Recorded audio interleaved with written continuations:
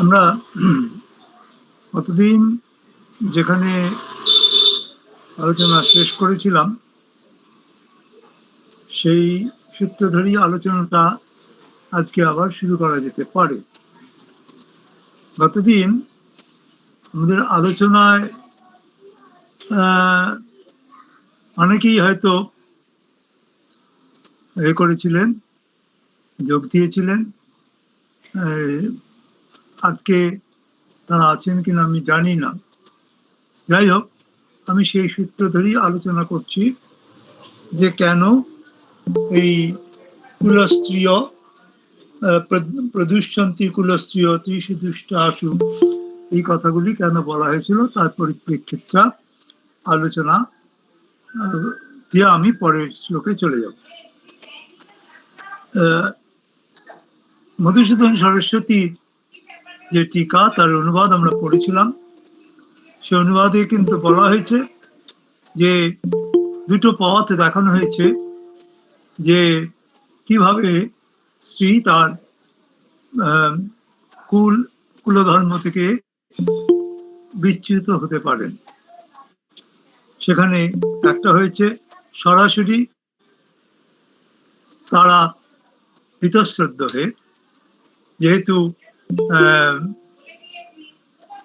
কুলোর পুরুষগণ তারা যুদ্ধে লিপ্ত হয়ে আত্মীয় বধ ইত্যাদি করে নিষিদ্ধ কর্ম করে কুলধর্মকে পতিত করেছেন। তাই তারা যখন বংশের পুরুষেরাই সেই পাতিত্ব ডেকে এনেছেন, তখন নারীরাও ব্যভিচারে লিপ্ত হতে পারেন। এইটা একটা সম্ভাবনা দেখিয়েছেন। আর একটা সম্ভাবনা দেখিয়েছেন যেহেতু পতিত পুরুষদের সঙ্গে সঙ্গ করলে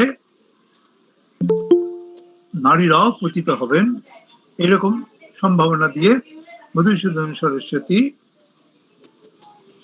শেষ করেছেন। আমরা স্বামী রামসুখ দাসের কথা দিয়ে শুরু করব আজ। স্বামী রামসুখ দাস বলেছেন যে ধর্ম পালন করলে অন্তঃকরণ শুদ্ধ হয় এবং সেই শুদ্ধ হলে বুদ্ধি সাত্ত্বিকী হয়। সাত্ত্বিকী বুদ্ধিতে কি করা উচিত এবং কি করা অনুচিত সেই বিবেক জাগ্রত থাকে। কিন্তু যখন কুলে অধর্ম বৃদ্ধি পায় তখন আচরণে অশুদ্ধি দেখা যায়, ফলে অন্তঃকরণ অশুদ্ধ হয়ে পড়ে। এই কথাটা স্বামী রামসুখ দাস বলেছেন। আমরা বলি অর্জুন জানেন যে পুত্রের জন্ম পিতৃকুলকে পুণ্যামক, এটাও রামসুখ দাসের কথাই আমি বলছি, যে অর্জুন জানেন যে পুত্রের জন্ম পিতৃকুলকে পুণ্যামক নরক হতে ত্রাণ করার জন্য, অতএব কুলকে রক্ষা করা তার অবশ্য কর্তব্য। এছাড়া ধর্মশাস্ত্র অনুসারে প্রত্যেকের পঞ্চ মহাযজ্ঞ কর্তব্য। সেই মহাযজ্ঞের মধ্যে পিতৃযজ্ঞ অন্যতম। এই পিতৃযজ্ঞের অন্যতম হচ্ছে শ্রাদ্ধ, তর্পণ ইত্যাদি। অতএব সেই পিণ্ডটাকে, হ্যাঁ কেউ কিছু বললেন?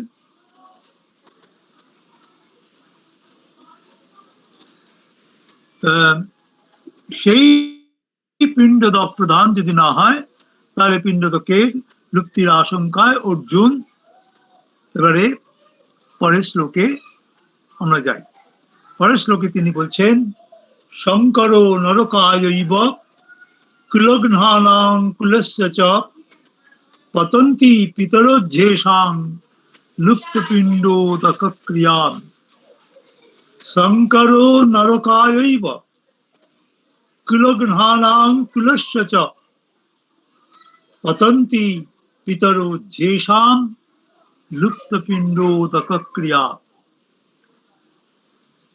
অন্যটা দেখুন, অন্যায় বলা হয়েছে শঙ্কর কুলঘ্নানাং কুলস্য চ নরকায় এব হি এষাং পিতরঃ লুপ্তপিণ্ডোদক ক্রিয়া।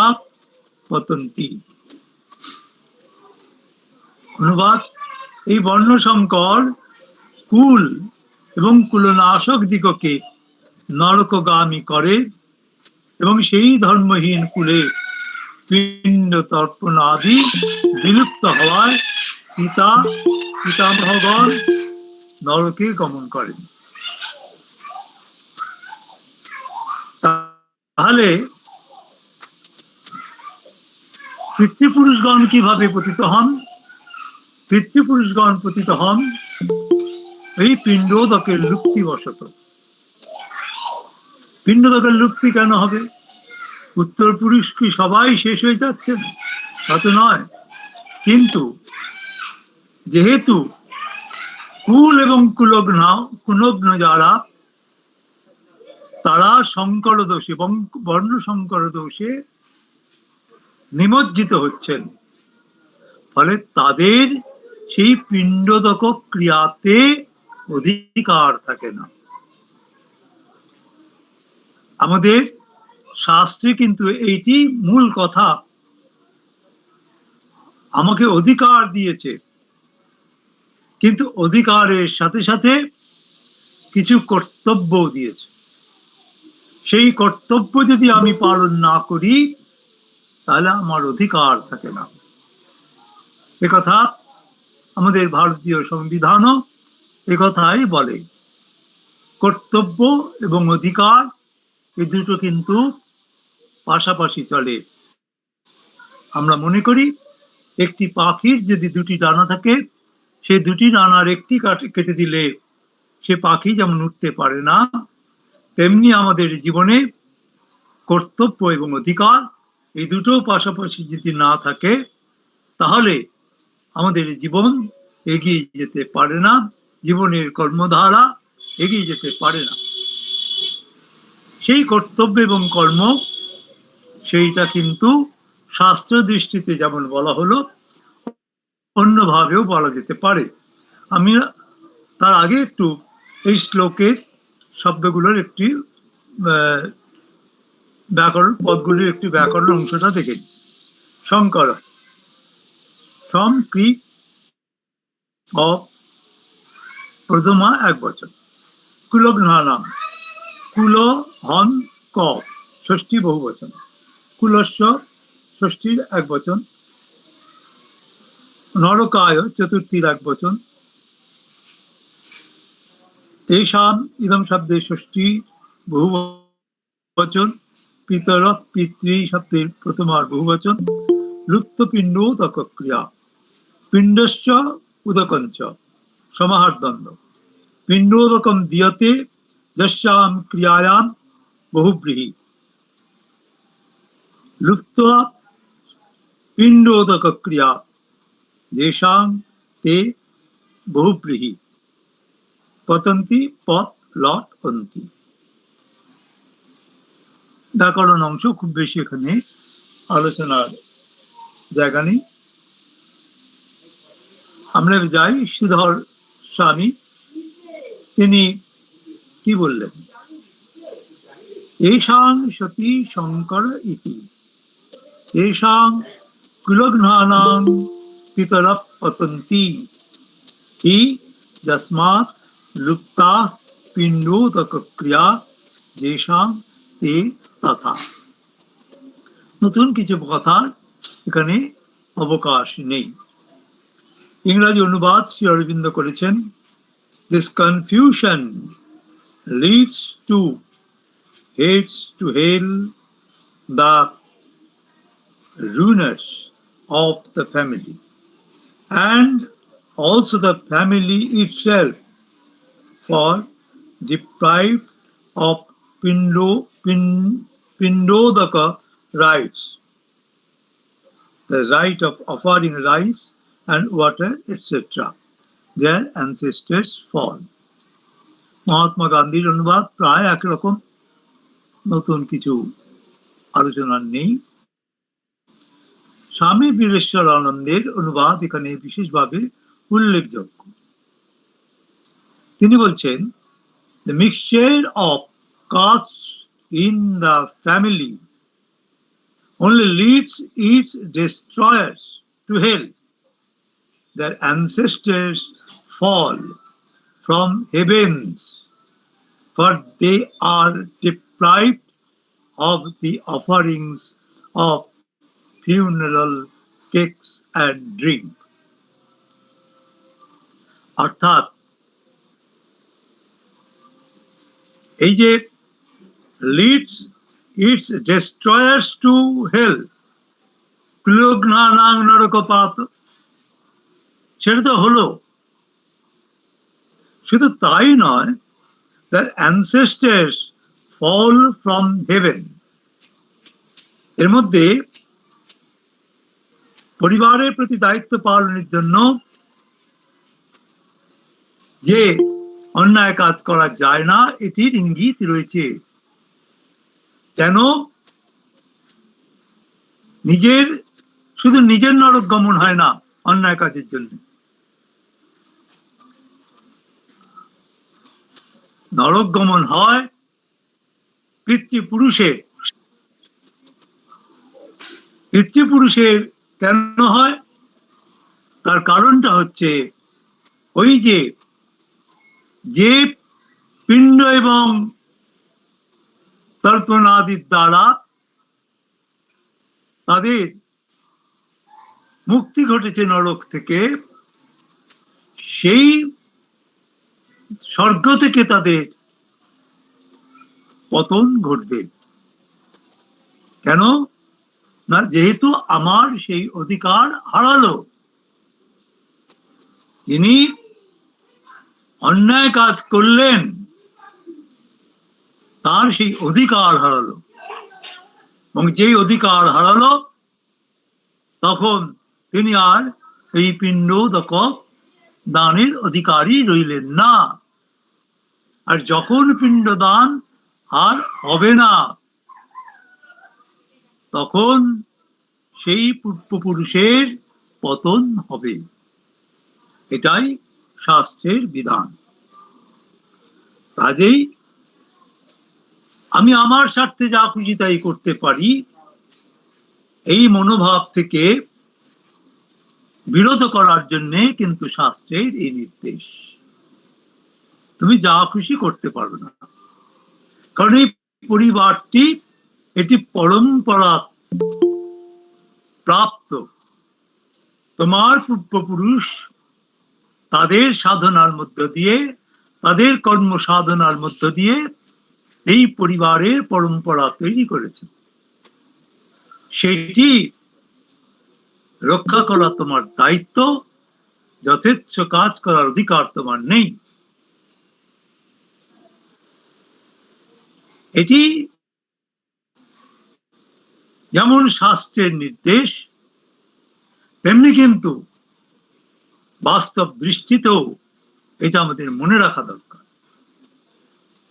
আমার পিতা পিতামহ যে কাজ করেছেন, সে কাজ করে তারা আমার পরিবারকে এগিয়ে দিয়েছেন। আমার কাজ সেই অগ্রগতিকে আরো এগিয়ে নিয়ে যাওয়া, সেটা ধ্বংস করা না। আমরা যদি ধ্বংস করি তাহলে আমরা সেই পিতৃপুরুষের প্রতি অন্যায় করলাম। আজকে এটা বাস্তব সত্য যে আমরা কেবলই আমাদের ব্যক্তিগত স্বার্থের কথা ভাবি, আমরা আমাদের পিতৃ পিতামহের সেই সাধনার কথা ভাবি না। এখনই বললেই আবার বিতর্ক শুরু হবে, আমার আজকের পড়ার অগ্রগতিটা বিঘ্নিত হতে পারে। আমি তাই সেই প্রসঙ্গ তুলছি না, কিন্তু আজকে বাস্তব সত্য এইটা। শহরের দিকে তাকালে আপনারা দেখতে পাবেন যে এই বাস্তব সত্য আমি কোন দিকে ইঙ্গিত করছি। হ্যাঁ, আমি স্পষ্ট করে বলতে চাইছি না। এখন প্রশ্ন উঠতে পারে যে আপনি এত এই শ্রাদ্ধ তর্পণ এগুলো নিয়ে এত কথা বলছেন কেন? চার্বাকপন্থীরা তো বলে মরা গরু কি ঘাস খায়? অতএব যারা মারা গিয়েছেন তাদের পিণ্ড জল দেওয়ার কোনো সার্থকতা নেই। কাজে সেই পিণ্ড এবং জলদানের জন্য এত মাথা ব্যথা কিসের? তর্কের খাতিরে যদি আমরা চার বাকপন্থীদের এই যুক্তি মেনে নিই তাহলে আর কোনো সমস্যা থাকে না। কিন্তু মনে রাখতে হবে যে কোন বংশে যদি কোনো ব্যক্তি স্বীয় ক্ষমতায় প্রসিদ্ধি লাভ করেন, তার উত্তরপুরুষ কোনো কুকর্মে জড়িত হলে তাহলে তার সুনামের সঙ্গে ওই দুর্নামেরও যোগ ঘটে। আজকে আমি যদি ব্যক্তিগতভাবে কোনো কুকর্মের সাথে যুক্ত হয়ে পড়ি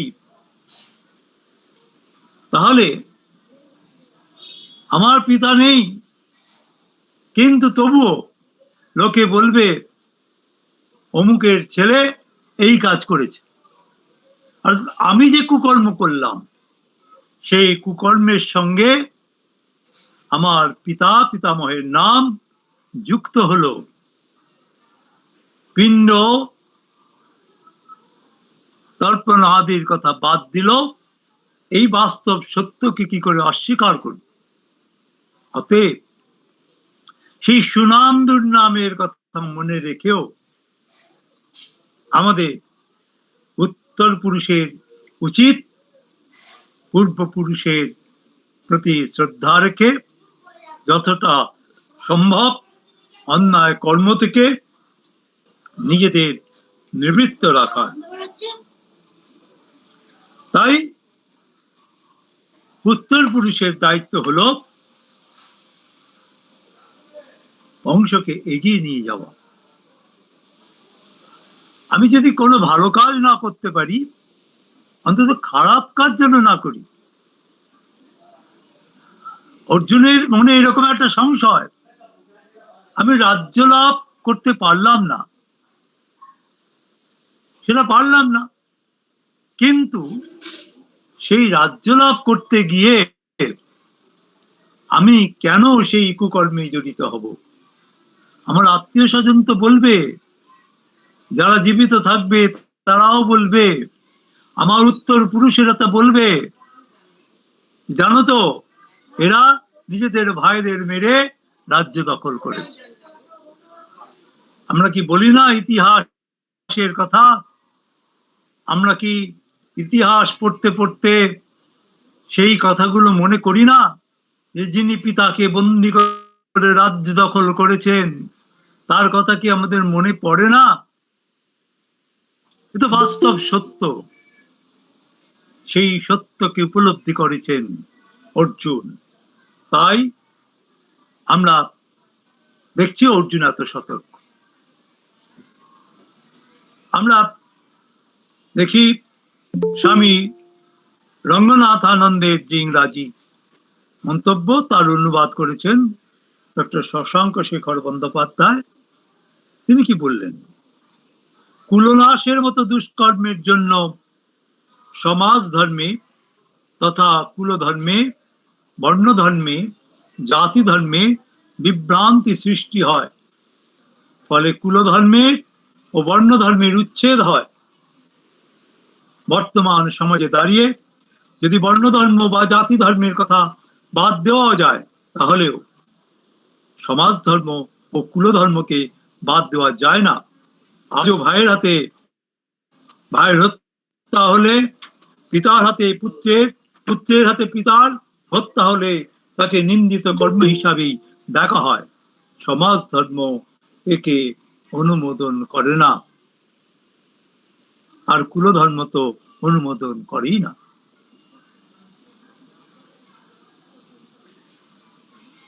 স্বামী রঙ্গনাথানন্দ পিণ্ডোদক ক্রিয়া সম্পর্কে মন্তব্য করেছেন, That is what we do in a funeral.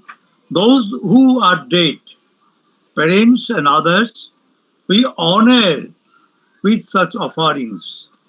that is called the funeral ceremony. In every society, there is some form of this ceremony.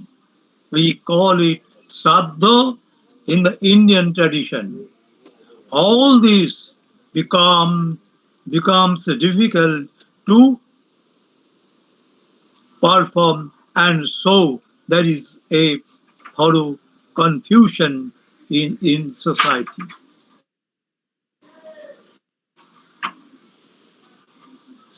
শ্রাদ্ধ তর্প এটা আমাদের প্রাচ্য ধারার একটি ঐতিহ্য। তিনি বলেছেন যে এই কাজ নরক মানুন আর না মানুন, আসলে কিন্তু সেই পূর্বপুরুষের প্রতি শ্রদ্ধা জ্ঞাপন। শ্রদ্ধা থেকেই শ্রাদ্ধ শব্দের উৎপত্তি। আমি জানি, প্রতিনিয়ত এই কথা আমি শুনি, শ্রাদ্ধ করলেই কি শ্রদ্ধা দেখানো হয়, নাহলে কি শ্রদ্ধা দেখানো হয় না? ওগুলো কিছুই লাগবে না, তাই না? আমারটা করা আছে দিদিও, ওর মধ্যে করা।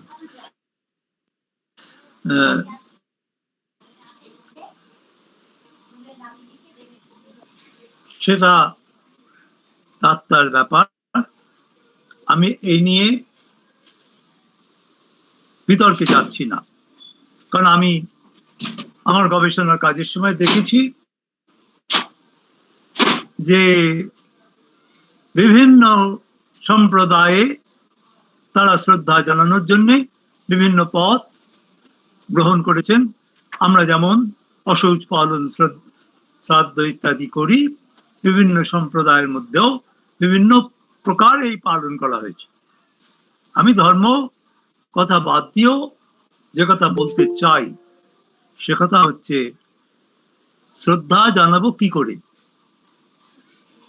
আমার প্রশ্ন আছে, হয়তো বিতর্কিত প্রশ্ন, সে শ্রদ্ধা জানাই আমরা। কি শ্রদ্ধা জানাই? আমার পিতা পিতামহ যে পথকে বিশ্বাস করতেন সেই পথকে আমরা ধূলিসাৎ করি, সেই পথকে আমরা মনে করি অন্যায়, সেই পথকে আমরা মনে করি ভুল। আমরা আমাদের স্বীয় পথে চলবার চেষ্টা করি। তাহলে শ্রদ্ধা কোথায়? এখন পাল্টা প্রশ্ন হবে, তাহলে কি যুগের পর যুগ ধরে যে কাজ হয়েছে সেটাই চলবে, নতুন কিছু আসবে না? এ প্রশ্ন হবে। আমি এ প্রশ্নের মুখোমুখি হই প্রায় প্রতিদিন। আমি সেই কথার প্রেক্ষিতে বলছি, নতুন কর্ম করতে পারেন পুরনোকে রক্ষা করে। রবীন্দ্রনাথের কথা, ঘরের জিনিস আগে সঠিকভাবে রক্ষা করে তবে বাইরের জানলা দরজা খোলো, বাইরের বাতাস এসে যেন তোমার ঘরের জিনিস ওলট পালট না করে দেয়। তা আজকে আমরা নতুন আনতে গিয়ে দেখতে পাচ্ছি আমার ঘরের জিনিস কিন্তু সব উল্টো পাল্টা হয়ে যাচ্ছে। আজকে আমার কোনো ঐতিহ্যের ধারা নেই, এটা আমাদের দুঃখ। একটা দেশ, একটা সমাজ, একটা পরিবার, তাতে একটা বৈশিষ্ট্য থাকে। সেই বৈশিষ্ট্য যদি আমরা, সেই বৈশিষ্ট্যের সঙ্গে আমি নতুন নিশ্চয়ই সূত্র যোগ করতে পারি, সেই বৈশিষ্ট্যের সাথে নব উন্মেষণের সুযোগ নিশ্চয়ই আছে। কিন্তু তার মানে এই নয় সেই বৈশিষ্ট্যকে একেবারে বিলুপ্ত করে দেওয়া। এর নাম যদি শ্রদ্ধা হয়, আমি সেই শ্রদ্ধার সাথে একমত নই, একথা জানিয়ে রাখলাম। আপনারা বিতর্ক করতে চাইলে করতে পারেন, আমি একমত নই, এটা আপনাদের জানিয়ে রাখি। আমরা এবারে আবার ওই শ্লোকের ব্যাখ্যায় আসি। আনন্দগিরি বললেন, বর্ণশঙ্করস্য দোষোপর্যবসায়িতা আদর্শয়তি শঙ্কর ইতি কুলক্ষয়করাণাং দোষান্তরং সমুচ্ছিনোতি পতন্তি ইতি কুলক্ষয়কৃতাং পিতরো নিরয়গামিনাং গামিনো ভবন্তি তত্র হেতুমাহ লুপ্তেতি পুত্রাদীনাং কর্তॄণাং অভাবাৎ লুপ্তা পিণ্ডোদকস্য চ ক্রিয়া येषां ते तथा ततश्च प्रेतत्व परावृत्ति कारणाभावात् नरकपतनमेव आवश्यकम् आपतित इत्यर्थ। মধুসূদন সরস্বতীও এই ধারাটি স্যার এই প্রেতত্ব পরাবৃত্তি যেটা বলছে, এটা মানে কি প্রেতত্ব থেকে মুক্তি বলছে? হ্যাঁ, পরাবৃত্তি মানে মুক্তি। হ্যাঁ, মধুসূদন সরস্বতীও এই ধারাকেই রক্ষা করে বলেছেন, কুলস্য শঙ্করশ্চ কুলঘ্নানাং নরকায়ৈব ভবতি ইত্যন্যয় ন কেবলম কুলঘ্নানামেব নরকপাতঃ কিন্তু তৎপিতॄণামপি ইত্যাহ পতন্তি ইতি হি শব্দঃ অপ্যর্থে হেতু বা পুত্রাদীনাং কর্তॄণাম অভাবাৎ লুপ্তা পিণ্ডস্য উদকস্য চ ক্রিয়া যেষাং তে তথা কুলঘ্নানাং পিতরঃ পতন্তি নরকায়ৈব ইতি অনুষঙ্গঃ। এটার অনুবাদ কি আর বলা দরকার আছে? আমার তো মনে হচ্ছে না। যদি আপনারা বলেন আমি অনুবাদটা বলবো। মধুসূদন সরস্বতীর এই এটা শুনে আপনাদের কি মনে হচ্ছে অনুবাদ দরকার? কেউ কিছু বলছেন না, তাহলে আমি বলেই দিচ্ছি, ঠিক আছে।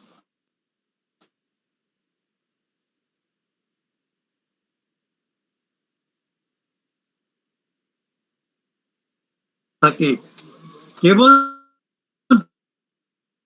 যে বংশনাশকগণেরই নরক হয় তাহা নহে, পরন্তু তাহাদের পিতৃপুরুষগণ নরকে পতিত হন, ইহাই পতন্তি ইত্যাদি বাক্যে বলিতেছেন। হি শব্দের অর্থ এখানে অপি অথবা উহা হেত্যর্থক। দানকর্তা পুত্রাদির অভাবে লুপ্ত হইয়াছে পিণ্ড উদকের ক্রিয়া, যাহাদের তাহারা লুপ্ত পিণ্ড উদক ক্রিয়া কুলগ্ন স্থলে নরকায়ৈব ইহার অনুসঙ্গ করিতে হইবে। অর্থাৎ নরকায়ৈব এই পদটি পূর্বে বর্ণিত হইল, পতন্তি এই পদের সহিত পুনরায় ইহার অন্বয় করিতে হইবে। এখানে স্বামী অর্গরানন্দ উল্লেখ করেছেন, বর্ণশঙ্কর কুলঘ্নান সকলং কুলঞ্চ নরকং প্রাপয়তি লুপ্তপিণ্ডোদক ক্রিয়া পিতরোপি পতন্তি পিড্ডন্তে চ বর্তমানং বিনশ্যতি ভূতকালিকা পিতরঃ পতন্তি ভবিষ্যেপি পতন ভয়ম ভবিষ্যেপি পতন ভয়ম। এটা উনি নতুন যোগ করলেন। পিতৃপুরুষানাম মানে পূর্বপুরুষদের কথাই এতক্ষণ হচ্ছিল, স্বামী অর্গলানন্দ তার সঙ্গে আবার যোগ করলেন ভবিষ্যতি ভবিষ্যেপি পতন ভয়ম। অর্থাৎ কেবল বর্তমান নয়, কেবল অতীত নয়, ভবিষ্যতে পথও কিন্তু বন্ধ হলো। কি করে বন্ধ হলো? প্রথম কথা, পতিত মানুষের ঔরসে যে জাত হবে তারও জন্ম পতিত হয়। আমি শাস্ত্রের কথা বলছি। আর যদি সমাজের কথা বলি, একজন নিন্দিত পুরুষের ঔরসে জাত সন্তান তার জন্মের সাথে সাথেই সেই নিন্দা কিন্তু বহন করতে করতে যায়। এই অমুকের ছেলে, জানিস তো অমুকের ছেলে, একে কিন্তু তাকে সমস্ত জীবন শুনতে হয়।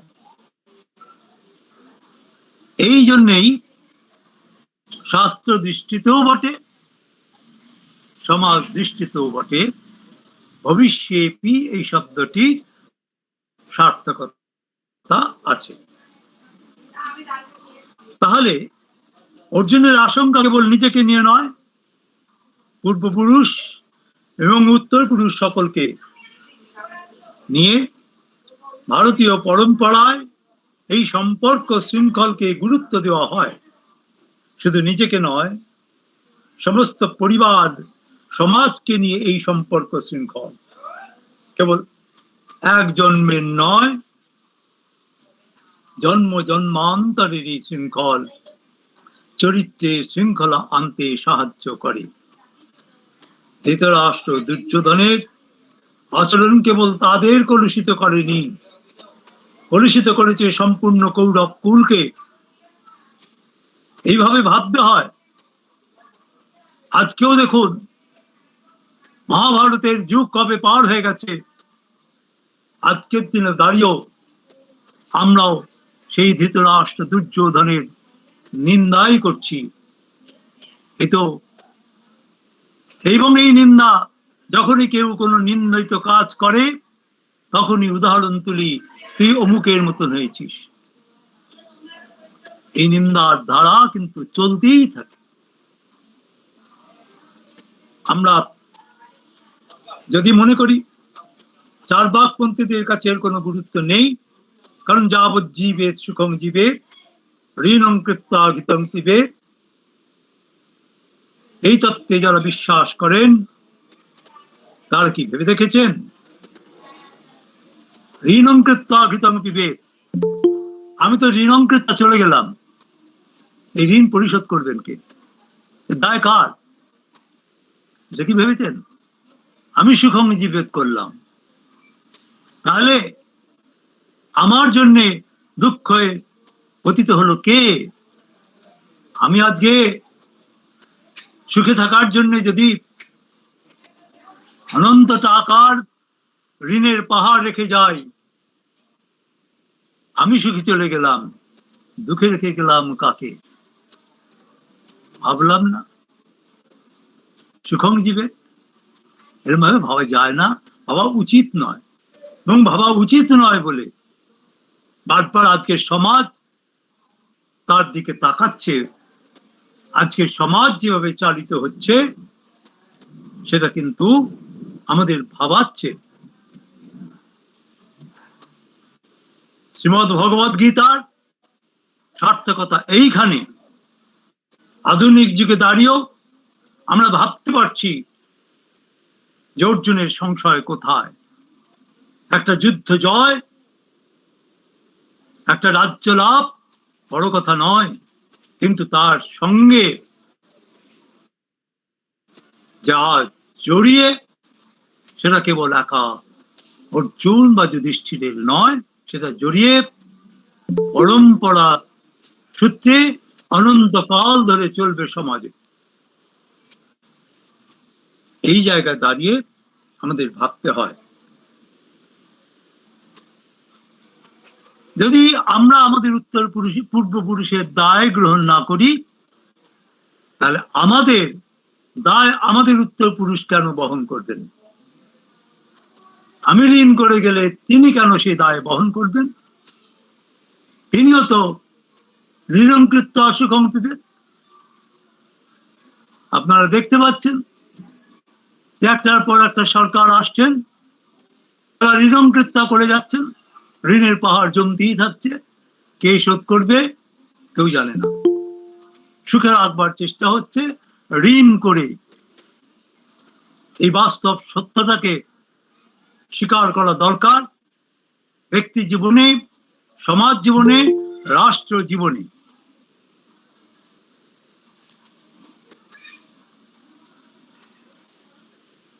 আজকের সমাজ এই দায় এড়িয়ে যাওয়ার প্রবণতা, আজকের সমাজে এই দায় এড়িয়ে যাওয়ার প্রবণতা বাড়ছে বলেই সংসার ভাঙছে সমস্ত সম্পর্ক। কিন্তু আমার জন্ম কেবল আমার একার ভোগের জন্য নয়, সঙ্গে থাকে কিছু দায়ও। সেই দায় অর্জুন বলেন, স্বর্গ নরক শ্রাদ্ধ তর্পণ এসব বিশ্বাস না করলেও নিজস্ব দায়কে অস্বীকার করা কি কোনো মঙ্গলের লক্ষণ?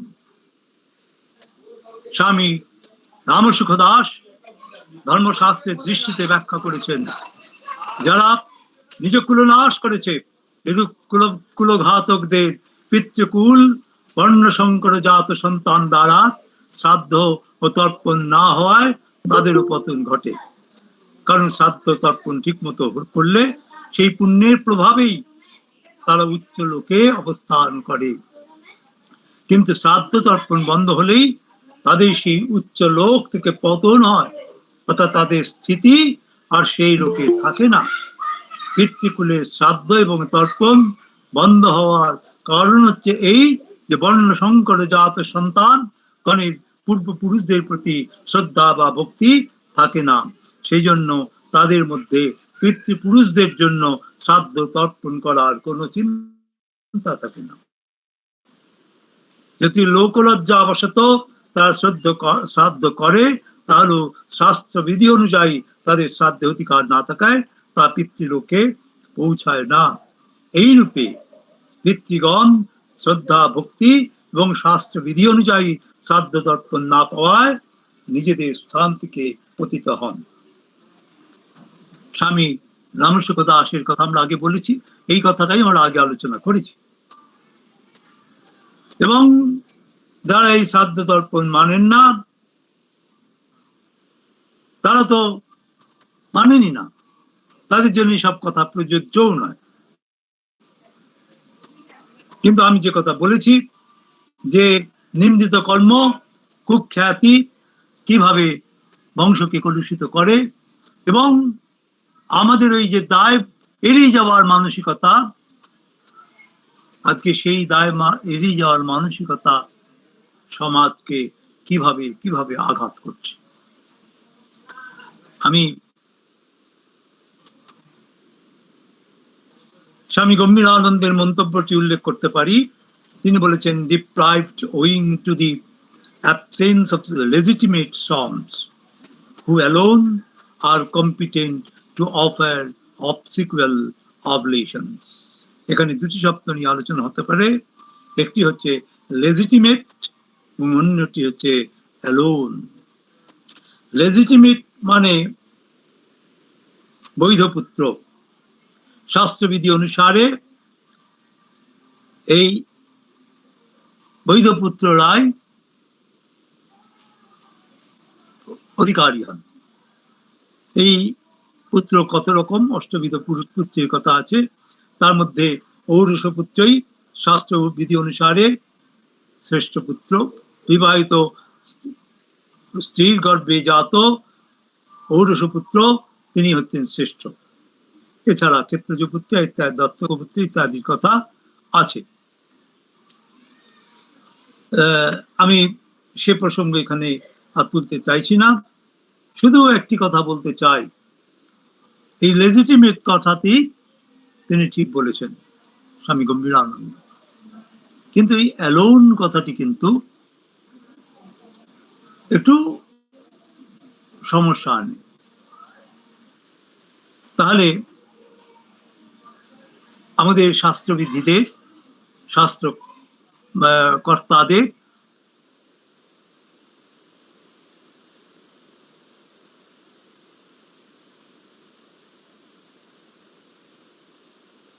তারা ওই কেবলমাত্র লেজিটিমেট সনকে শ্রাদ্ধের অধিকার দেননি। তারা শাস্ত্রগণগণ এখানে দীর্ঘ একটি তালিকা প্রণয়ন করেছেন, কার অভাবে কে অধিকারী তা জানানো হয়েছে। কিন্তু বৈধ সন্ধান প্রথম অধিকারী একমাত্র নয়, যাতে পিণ্ডলোপের আশঙ্কা না হয়, সেই কারণে শাস্ত্রকারগণ বৈধপুত্রের অভাবে বংশলোপ হয়, তার ফলে ক্রমধারা বিনষ্ট হয়। সেই কারণে অর্জুন এই প্রসঙ্গ উত্থাপন করেছেন। তার দৃষ্টি সুদূর প্রসারী। তিনি দেখতে পাচ্ছেন যে এই যুদ্ধের ফলে অনেকগুলি বংশের লোপ হবে, কারণ পুত্র পৌত্র আদি রূপ প্রজন্ম এই যুদ্ধে উপস্থিত। ফলে যুদ্ধে তাদের বিনাশ হলে বংশলোপের আশঙ্কা সৃষ্টি হবে। তাছাড়া যারা যুদ্ধে জয়লাভ করবে তারাও আত্মীয় নাশ বা জীব হত্যার দোষে পতিত হবে। সেই পতিত মানুষের পক্ষে বংশের ধারা রক্ষা করা সম্ভব হবে না আত্মপীড়নের কারণে। অনেকেই বলবেন যে বর্তমান কালে এই আলোচনা অপ্রাসঙ্গিক, কিন্তু না, প্রাসঙ্গিক। বর্ণ সংকরের কথা যদি বাদও দেওয়া হয়, সংস্কৃতি সংকর যা আজকের সমাজে তীব্র সমস্যা সৃষ্টি করে, তা আজকের সমাজের বহু মানুষকে দেখলে বোঝা যায়। আমি বর্ণ সংকরের কথা বাদ দিচ্ছি। একটা পরিবার যে ধারাতে তৈরি হয়, সেই ধারার সাথে মেশে এমন অন্য পরিবারের কেউ যদি সেই পরিবারে আসেন, তাহলে সংস্কৃতি সংকর হয় না। কিন্তু একটা পরিবারের যে ধারা, সেই ধারার সঙ্গে কোন রকম মিলমিশ নেই এমন একটা বা বিপরীত ধারার সঙ্গে পরিচিত এমন একটি পরিবার থেকে কেউ যদি এই পরিবারে এসে মেশেন, তাহলে দুটি পরিবারেরই সেই সংস্কৃতি সংকর হয়। বর্ণ সংকরের কথা বাদ দিচ্ছি, সংস্কৃতি সংকর হয়। এই সংস্কৃতি সংকরের কথাই কিন্তু আমাদের মনে রাখা দরকার। আমরা যদি বর্ণ সংকরের কথা নাও মানতে চাই, এর উদাহরণ সমাজে একটার পর একটা তুলে ধরা যায়। সেটা তুলতে গেলে আমাদের যে মূল আলোচনা, সে আলোচনা থেকে আমাদের সরে যেতে হবে। আমি সেই জন্যে সে আলোচনাগুলোকে তুলছি না, কিন্তু আমি ইঙ্গিতে আপনাদের বুঝিয়ে দিতে চাইছি কিভাবে সমাজ সংকর হচ্ছে, কিভাবে পরিবার সংকর হচ্ছে, কিভাবে আজকে আমরা আমাদের মূল বৈশিষ্ট্যকে, আমাদের যে পারিবারিক, সামাজিক, রাষ্ট্রিক অস্তিত্বকে বিপন্ন করছি, সেইটা আপনারা একটু খেয়াল করে দেখবেন। নিজের যুক্তিকে অর্জুন আরো দৃঢ়ীভূত করার জন্য পরের শ্লোকটি বলছেন। কি বলছেন? দোষৈর এতৈক লগ্নানাং বর্ণ সংকর কারকৈঃ উৎসাদ্যন্তে জাতি ধর্মা কুল ধর্মাশ্চ শাশ্বতা। দোষৈর এতৈক লগ্নানাং বর্ণ সংকর কারকৈঃ উৎসাদ্যন্তে জাতি ধর্মা কুল ধর্মাশ্চ শাশ্বতা। অন্যটা দেখুন, কুলঘ্নানাং এতৈ দোষৈ বর্ণ সংকর কারকৈ দোষৈ শাশ্বতা জাতি ধর্মা কুল ধর্মা চ উৎসাদ্যন্তে। হে জনার্দন, উৎসন্ন কুল ধর্মানাং মনুষ্যানাং নিয়তং নরকে বাস ভবতি ইতি মনুষ্যশ্রম। এটা পরে শ্লোকটাকে জুড়ে নিয়ে অন্যায় করা হয়েছে। উৎসন্ন কুলধর্মানাং মনুষ্যানাং জনার্দন নরকে নিয়তং বাস ভবতি তনুশুশ্রুম।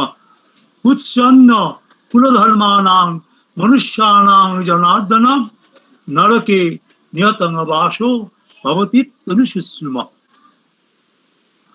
এটা দুটো শ্লোককে নিয়ে অন্যায় করা হয়েছে। আমরা দুটো শ্লোককে নিয়ে আলোচনা করছি। অনুবাদ করা হয়েছে কুলঘাতকগণে এই বর্ণ সংকর কারক দোষ সমূহের দ্বারা শাশ্বত ধর্ম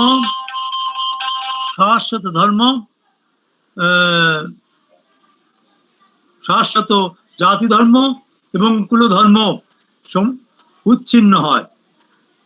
এই জনার্দন, উচ্ছিন্ন কুলধর্ম মানুষগণের চিরকাল নরকে বাস হয় বলে আমি শুনিয়াছি।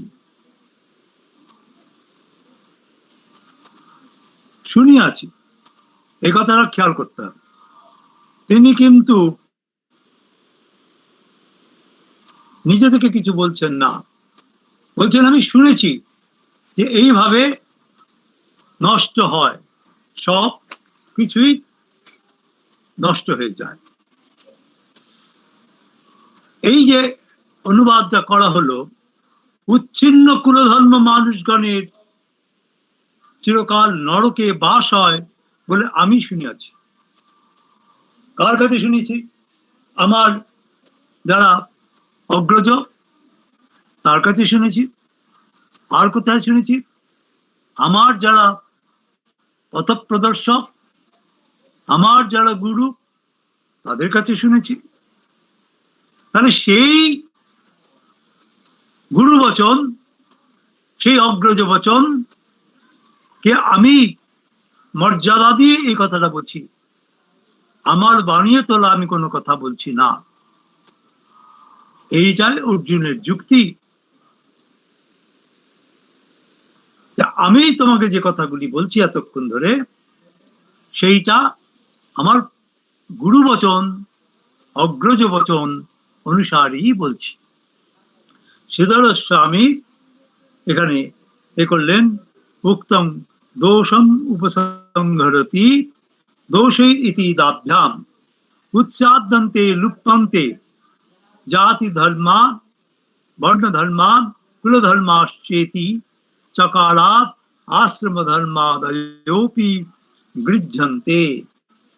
উচ্ছন্নেতি উচ্ছন্ন কুলধর্মা যেষাম ইতি উচ্ছন্ন জাতি ধর্মাদীনাম অপি উপলক্ষণম অনুশুশ্রুম শ্রুতবন্তঃ বয়ং প্রায়শ্চিত্তম কুর্বাণাঃ পাপেশ্চ বিধতা নরা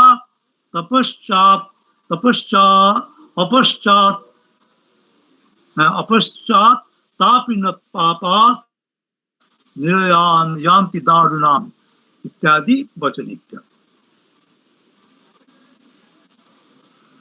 আমি প্রসঙ্গটা আলোচনা করছি পরে। শ্রীধর স্বামী বললেন যে দেখো, উচ্ছন্ন কুলধর্ম, আমি তো পতিত হলাম। আজকাল অনেকেই বলেন এরকম, আচ্ছা আমি এরকম খারাপ কাজ করেছি, এর প্রায়শ্চিত্ত কি আছে বলুন? হ্যাঁ, আপনাদের শাস্ত্রে কি প্রায়শ্চিত্ত আছে? আমার কাছে অনেকে জিজ্ঞাসা করেন। আমি তাকে প্রথম জিজ্ঞাসা করি, আপনি তো প্রায়শ্চিত্ত করছেন, প্রায়শ্চিত্তের মূল কথাটা কি জানেন? ওই যে বললেন পশ্চাৎতাপ, অনুতাপ যদি আপনার না হয়ে থাকে, যে কাজটা করেছেন সে কাজের জন্য যদি অনুতাপ না হয়ে থাকে, তাহলে প্রায়শ্চিত্ত আমি যতই করি না করি আমার কিছু এসে যায় না। প্রায়শ্চিত্তের মূল কথাটাই হচ্ছে অনুতাপ। আমি এটা পরে আসছি আলোচনা পরে। আমরা ইংরেজি অনুবাদটা দেখি। শ্রী অরবিন্দ বললেন, by these offenses of the ruiners of the family leading to the confusion of the Varnas order, the eternal laws, dharma of the race and the dharma of the family are destroyed. And men whose family's dharma is lost, O Janardana, live for an indefinite period in hell. Thus have we heard. Mahatma Gandhi by the scenes of these family spheres, resulting in confusion of Varnas, the eternal tribal and family virtues are brought to naught. For we have had in handed down to us, O Janardana, that the main whose family virtues have been ruined are doomed to dwell in hell. দুজনের অনুবাদ মোটামুটি এক, যেটুকুনি ভিন্নতা আছে আগের শ্লোকোদ্বয়ের আলোচনায় পরিষ্কার করা হয়েছে। এখানে আলাদা করে আমি আলোচনার প্রয়োজন দেখছি না। তবে শ্রী অরবিন্দের অনুবাদ অনেক বেশি মূলানুগ ও পরিষ্কার। কিভাবে কুলধর্ম নষ্ট হয় সেই বিষয়ে আলোচনা করে কৃষ্ণানন্দ স্বামী বলেছেন, কাম, ক্রোধ, লোভাদির বশীভূত হইয়া যাহারা কুলধর্ম নষ্ট করে তাহারা কুলগ্ন। সেই কুলকুঠার গণের অনাচারে ব্রাহ্মণ ক্ষত্রিয়াদির জাতি বা বর্ণগত ধর্ম,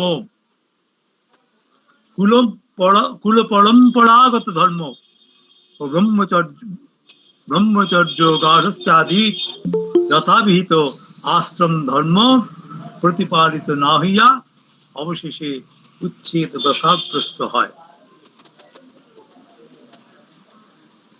আশ্রম ধর্ম যে আজকে উচ্ছেদগ্রস্ত হয়েছে, এটা আলাদা করে আর আলোচনার প্রয়োজন নেই। আজকে আমাদের সমাজে আশ্রম ধর্ম নেই, আর বর্ণ ধর্ম তো বিলুপ্তির পথে নয় বলা যায়, বিলুপ্তিই বলা যায়।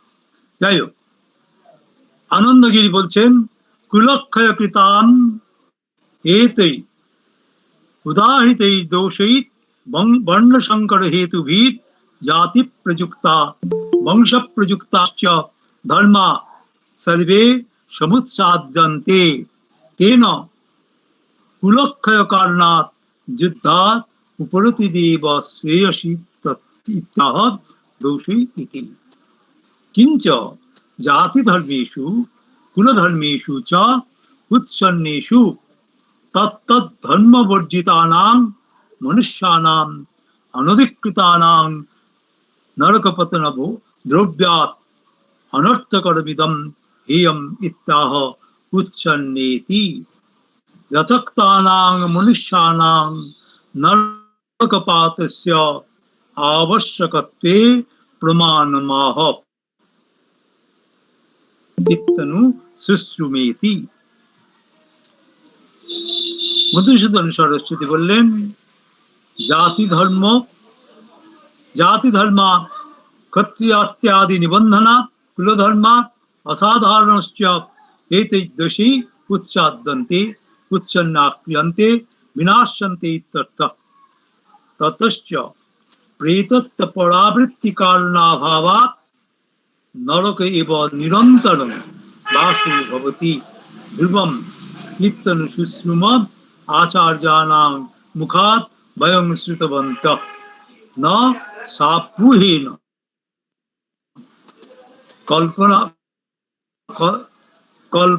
কল্পায়াম অনুবাদ করলেন, ক্ষত্রিয়াদিমূলক জাতি ধর্ম সকল এবং কুলধর্ম অর্থাৎ অসাধারণ কুলাচার সকল, কুলাচার সাধারণ নহে, কারণ তা সকলের বংশে এক রূপ নহে। এই সমস্ত দোষে আর সেই হেতু শ্রেয়ত্ব নিবৃত্তির কারণ স্বরূপ পিণ্ডোদকাদি ক্রিয়ার অভাববশত পিতৃগণের নরকবাস হইয়া থাকে, অর্থাৎ পিণ্ডদান এবং উদকদান প্রভৃতি ক্রিয়ার ফলেই মৃত পিতৃপুরুষগণের প্রেতদেহ হইতে বিমুক্তি ঘটে বলিয়া পিণ্ডোদক দান আদি না হইলে নিশ্চিতই তাহারে প্রেতত্ব রূপ নরকবাস থাকিয়া যায়, তাহা পরিহারে আর উপায় থাকে না। এই রূপ কথা আমরা আচার্যগণের মুখে শুনিয়াছি, কিন্তু নিজ কল্পনা বলে ইহা কল্পনা করিতেছি না। এইরূপে যাহা পূর্বে কথিত হইয়াছে তাহাই দৃঢ় করা হইল। এই যে ভবত্যনুশুশ্রুম, এই কথাটি অত্যন্ত গুরুত্বপূর্ণ। এতক্ষণ আমি যা বলে এসেছি সেটা আমি আমার কথা বলছি না, আমি বলে এসেছি ওই অনুশুশ্রুম, তার ভিত্তিতে। স্বামী রামশুক দাস তিনি এই শ্লোকের আলোচনা করে বলেছেন, ভগবান মানুষকে, এর আগের দিন এই কথাটা হচ্ছিল, কেউ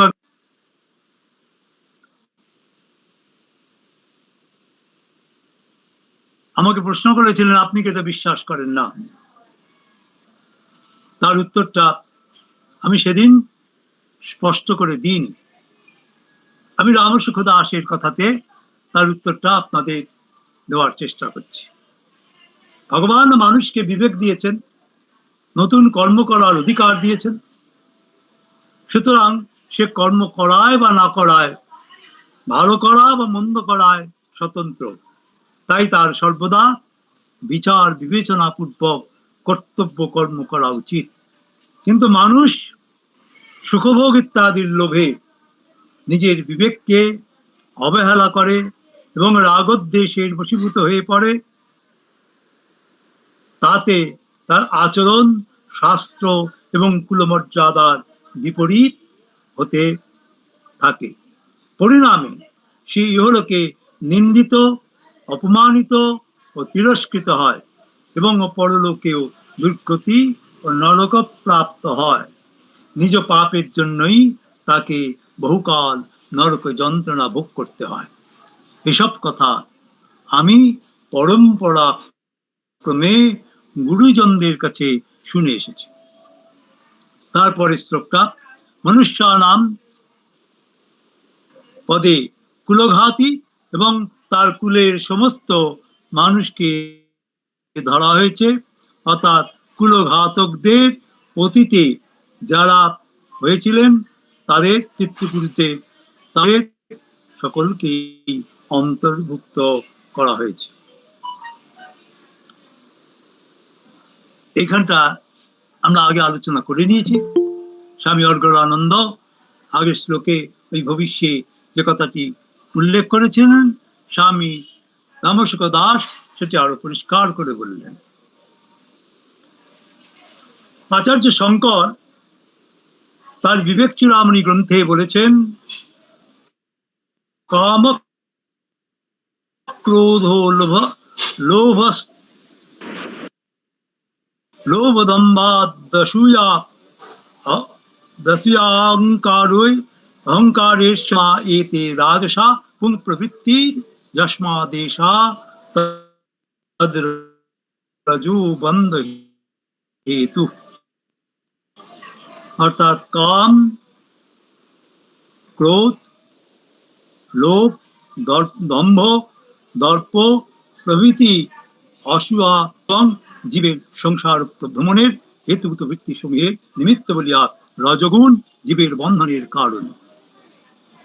এষা বৃত্তির নাম তমোগুণস্য শক্তির জয়া বাস্তব ভাষতেন্যথা শৈষা নিদান পুরুষস্য সংস্কৃতের বিক্ষেপ শক্তি প্রবণস্য হেতু। এর মানে কি, যার দ্বারা বস্তু বা চৈতন্য স্বরূপ আত্মা যেমনটি নয় সেই রূপে প্রকাশ পায় তাহাকে তমগুণের আবরণ শক্তি বলা হয়। পুরুষের সংসারে যাতায়াতের কারণ রজগুণ উদ্ভূত যে বিক্ষেপ শক্তি, এই আবরণ শক্তি তাহাকে কার্যোন্মুখ করে। তাহলে আচার্য শঙ্কর রজগুণ এবং তমগুণের কথা বললেন সংসারে যাতায়াতের কারণ। এই বিষয়টি আমরা শ্রীমদ ভগবত গীতাতে শুনবো পরে। শ্রীকৃষ্ণ ওই কথাটা বলেছেন, এবং আমরা সে আলোচনাটি সেই সময় করব, যে কাম ক্রোধ প্রভৃতি কিভাবে রজবৃত্তি মানুষকে কর্মবন্ধনে জড়িয়ে দেয়, এবং তমগুণ এই ভালো মন্দ চিনতে দেয় না, আবরণ করে সব। এগুলো আমরা পরবর্তীকালে শুনব। কিন্তু আচার্য শঙ্করের এই শ্লোক দুটিতে একবার বললেন পুং প্রবৃত্তি, একবার বললেন পুরুষস্য। এই পুং প্রবৃত্তি এবং পুরুষস্য বলে উল্লেখ করা হয়েছে। তাহলে প্রশ্ন উঠতে পারে যে তাহলে তো মহিলাদের কথা বলা হয়নি, মহিলাদের সংসারে যাতায়াতের তাহলে কারণ কি? আচার্য শঙ্কর কি কেবল পুরুষদের কথাই ভেবেছেন?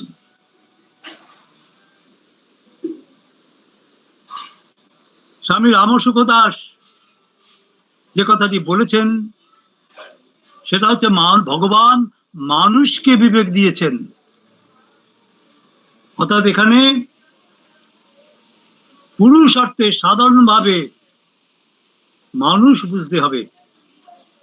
অধ্যাপিকা ডক্টর রত্না বসু তার বিবেক চূড়ামণি গ্রন্থের পাঠদানে পুংস্তন এই পদ দিয়ে আলোচনা কালে প্রসঙ্গটি উত্থাপন করেছিলেন। এ বিষয়ে সংশয় থাকার কথা নয়, কারণ আচার্য শঙ্কর এই গ্রন্থের 3 নম্বর শ্লোকে মনুষ্যত্বং মুমুক্ষুত্বম ইত্যাদি বলেছেন। তাহলে প্রসঙ্গটা এটা মনুষ্যত্বম। সেই প্রসঙ্গে পরবর্তী শ্লোকে তিনি এই পুংস্ত পুরুষস্য ইত্যাদি বললেন। তাহলে এই রজগুণ, এই তমগুণ প্রভৃতি মহিলাদের মধ্যেও জাগ্রত হয়, এবং তাদের কর্মের মধ্য দিয়েও তারা তাদের সংসারে যাতায়াতের রাস্তা তৈরি করে। আমরা সেই জায়গাটায় আলোচনার যে আমরা আশ্রম ধর্মের কথা বলছিলাম, সে আশ্রম ধর্মের চতুর্থ আশ্রম হচ্ছে সন্ন্যাস ধর্ম। এই সন্ন্যাস ধর্ম নিয়েও এটাই আচার্য শঙ্করের মূল প্রতিপাদ্য বিষয়, যে সন্ন্যাসীরা মুমুক্ষুত্ব লাভ করতে পারে। আমি সেই প্রসঙ্গে যাচ্ছি না। এখন একটি প্রসঙ্গ সেদিন উঠেছে, তাহলে কি হবে? চতুর্থ আশ্রম মহিলাদের আছে কি নেই, সন্ন্যাস মহিলারা নিতে পারেন কি পারেন না, স্পষ্ট করে একথা বলা হয়নি ধর্মশাস্ত্রে। একথা ঠিক, কিন্তু একথা বলা হয়েছে যে নারী পুরুষের সঙ্গী হিসাবে সমস্ত ধর্মকর্মে থাকবেন। ধর্মকর্ম, তাহলে সন্ন্যাস যদি ধর্ম হয়,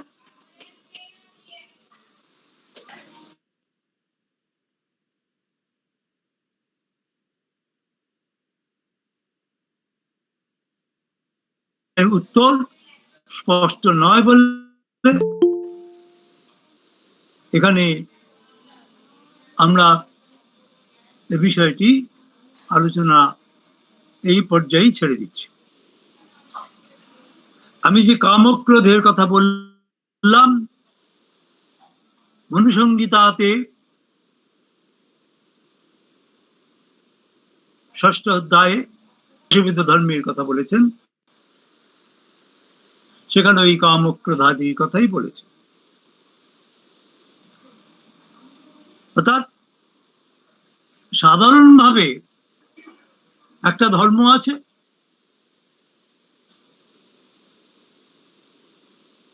এবং বিশেষ বিশেষ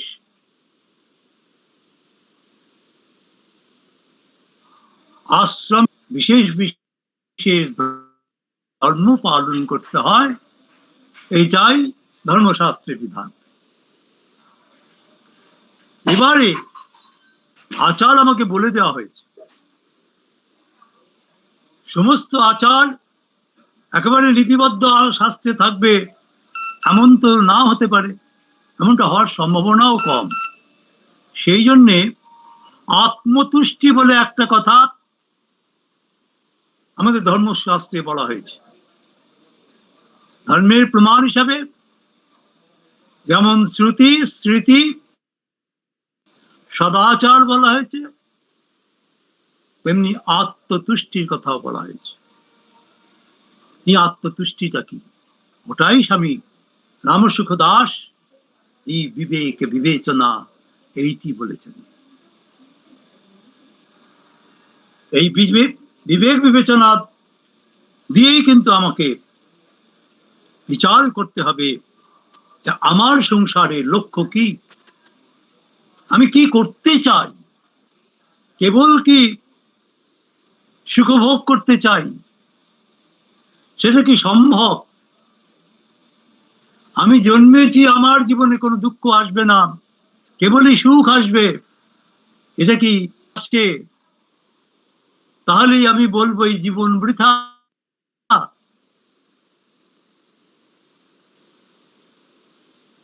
এই জীবন আমার চাই না।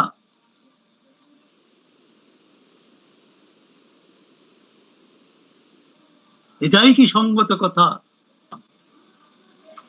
আমি কেবলই সূর্যের আলো পাবো, অন্ধকার কি হবে না? রাত্রিও হবে, আবার সূর্যের উদয় হবে। রাত্রি এলে আমি কি করে নিজেকে মানিয়ে নেব, সেইটাও আমাকে যেমন শিখতে হয়। দিনের আলো এলে কেমন করে মানিয়ে নেব, সেটাও আমাকে তেমনই শিখতে হয়। তেমনি সুখ এলে কি করে মানিয়ে নেব, দুঃখ এলে কি করে মানিয়ে নেব, ভালো কাজের মুখোমুখি হলে কিভাবে মানাবো, মন্দ কাজের মুখোমুখি হলে কিভাবে মানাবো, এটাও আমাকে শিখতে হয়। এবং তার আগে ওই ভালো মন্দ, সুখ দুঃখ, তার স্বরূপটাও আমাকে জানতে হয়। আমার ভালো লাগছে তাই এটা সুখ, আমার এটা মন্দ লাগছে তাই এটা দুঃখ, এটা কখনো সঙ্গত নয়। আমার সুখটা অন্যের দুঃখের কতটা কারণ হচ্ছে, সেটাও আমার বিচার বিবেচনা করতে হয়। কারণ সংসারে আমি একা নই, সংসারে আমি অনেককে নিয়ে। তাই এই সুখ মানে কেবল সুখ না, দুঃখ মানে কেবলই দুঃখ না। এইটা বিচার বিবেচনা যদি আমি করি, তখন আমি বুঝবো যে আমি কি কাজ করছি। আর ঈশ্বর আমাকে সবই করান, আমি যন্ত্র তুমি যন্ত্রী, এ কথা ঠিকই, কিন্তু যন্ত্রকে তো তৈরি হতে হয়। যন্ত্র যদি ঠিক না থাকে, যন্ত্রী কি যন্ত্র চালাতে পারবেন? ঈশ্বর কি আমাকে দিয়ে সেই কাজ করাতে পারবেন যে কাজ তিনি করাতে চান, আমি যদি তার উপযুক্ত যন্ত্র না হই? এবং এই উপযুক্ত হওয়ার জন্যেই আমার এই শাস্ত্রবিধি, আমার এই সদাচার, আমার এই বিচার বিবেচনার পরম্পরাকে মানতে হয়। অর্জুন সেই পরম্পরার কথাই তুলে ধরেছেন। আমরা মোটামুটি অর্জুনের যুক্তি প্রায় শেষ করে এনেছি। শুধু আবার তিনি কাতর ভাবে তার আকুতির কথা জানাবেন আর দুটি শ্লোকে, তারপরে সঞ্জয় প্রথম অধ্যায় শেষ করবেন। আমরা পরবর্তী দিনে সেই আকুতির কথা বলবো, সঞ্জয়ের কথাও বলবো। যদি সম্ভব হয় তাহলে আমরা দ্বিতীয় অধ্যায়ের প্রারম্ভিক আলোচনাটাও পরদিন শুরু করতে পারব। আমি জানি না যে আজকে আমি কতটা আপনাদের প্রশ্নের উত্তর দিতে পেরেছি। আমি শুধু শেষকালে একটি কথা বলি যে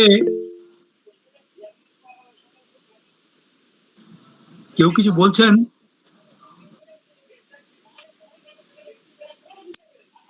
আমি একটু কথা বলতে পারি? আমি একটু শেষ করিনি, তবে বলবো। ঠিক আছে, আমি একটু একটুখানি বাকি আছে আমার। হ্যাঁ, আমি সেটুকুনি বলিনি। সেটা হচ্ছে ঈশ্বর আমাদের চালিত করেন। একটা বাস্তব উদাহরণ দিলে এটা পরিষ্কার হবে।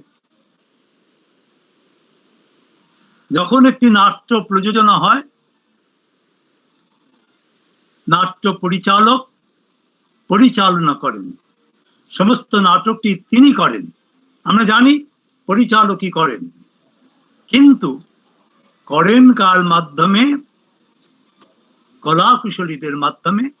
তারা যদি উপযুক্ত হন, তারা যদি সেইটিকে উপস্থাপন করার উপযোগী হন, তবেই পরিচালক সেই কলা কুশলীদের দ্বারা তার ইচ্ছা মতন নাটক মঞ্চস্থ করতে পারেন। পরিচালকই করেন, কিন্তু উপস্থাপন করেন তারা সেই কলা কুশলীরা। তাদের সেইটি, অর্থাৎ পরিচালক কি বলতে চান, কি করতে চান, সেইটা তাদের বুঝতে হবে এবং সেইটি করবার মতন যোগ্যতা অর্জন করতে হবে। তবেই ওই পরিচালকের ইচ্ছা রূপায়িত হবে। ঠিক সেই রকম ঈশ্বর আমাদের দিয়ে সবই করান, কথা সত্যই, কিন্তু ঈশ্বরের সেই ইচ্ছাকে রূপায়িত করার জন্যে আমাদেরও সেই রকম উপযুক্ত হতে হবে, সেই শিক্ষায় শিক্ষিত হতে হবে। তবেই তিনি এই কাজটি করতে পারবেন। এবং এই কাজটি করার জন্যেই আমাদের শাস্ত্রকারগণ, দার্শনিকগণ বারবার এই তমগুণ, রজগুণ, সত্যগুণের কথা বলেছেন। অর্থাৎ আমি যদি তমগুণের আধার হই, তাহলে আমার দ্বারা যে কাজ হবে, রজগুণের আধার যিনি, তার দ্বারা তার থেকে বেশি কাজ হবে। সত্যগুণের আধার যিনি, তার দ্বারা আরো অনেক বেশি কাজ হবে। ঠিক দক্ষতার উপরেই নির্ভর করে প্রত্যেকটি কাজ। হ্যাঁ, দক্ষতার থেকে অধ্যাপিকা রত্না বসুর দক্ষতা অনেক বেশি বিষয়টি উপস্থাপন করতে পারেন তার যোগ্যতা দিয়ে। আমি তাই তার কথা শোনার জন্য এখন থামছি। আমাকে বারে বারে এইভাবে বিব্রত করবেন না। দক্ষতার কোনো কথা নয়, আমি একটি প্রাসঙ্গিক বাস্তব কথা সকলের জন্য বলছি। আমি দেখেছি যে অনেক ছোটরা এখানে আছেন, মানে বয়সে তো, বা অন্যদিক থেকে মানে হয়তো, যাই হোক, সব বিষয়ে তাদের আগ্রহ নেই, অত পড়াশোনা হয়তো সকলে ইতিহাসের ছাত্র নন, এই দিক থেকে বললাম। সেটা হচ্ছে, আপনি খুব দ্বিধা দ্বন্দ্বের সঙ্গে অনেক বিবেচনা করে আজকাল এই কথাগুলো বলতে হয়। যখন সার্বিকভাবে আমরা কোনো জিনিস উপস্থাপনা করি, সেটা হচ্ছে বর্ণসংকর, তারপরে পিণ্ডদান পদ্ধতি এবং শ্রাদ্ধ করা, শ্রদ্ধা নিবেদন করা, যাদের শ্রাদ্ধ কর্ম আছে, রঙ্গনাথানন্দের কথা আপনি তুলে ধরলেন যে তিনি বলেছেন হিন্দুদের এটা রাইট, ভারতবর্ষের এটা রাইট, মানে রাইট মানে আরআইটি, কর্তব্য কর্ম ইত্যাদি। একটা কথা এক লাইনে বলা যায়, এবং অর্জুন সেই দূরদৃষ্টির পরিচয় দিচ্ছেন।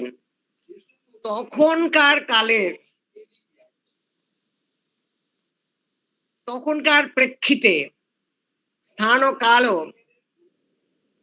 ভেদে যে বয়ান, সেটা ঠিকই লোকক্ষয় এবং তার ফলে সমস্ত বিহিত শাস্ত্র কর্মাদি বিঘ্নিত হতে বাধ্য, মূল কথা এটা।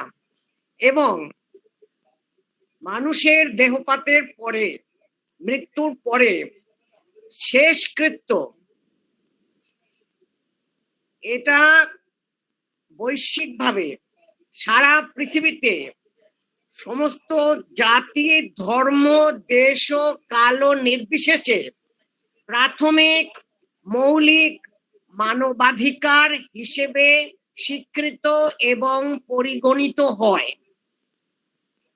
যার জন্য আমরা যদি এই বর্ণ সংকর, কুলক্ষয়, বংশনাশ, যারা লোকান্তরিত পূর্বতন পুরুষগণ, মানে বংশের মানুষজন, তাদের জীবৎকাল স্বর্গে থাকবেন কিনা, সেটা ওই বিস্তারে, ওই ডিটেলে, ওই বিশদে আজকে কে মানছে, কে বুঝছে, বুঝতে পারছে না, এসব অনেক রকম থাকতে পারে।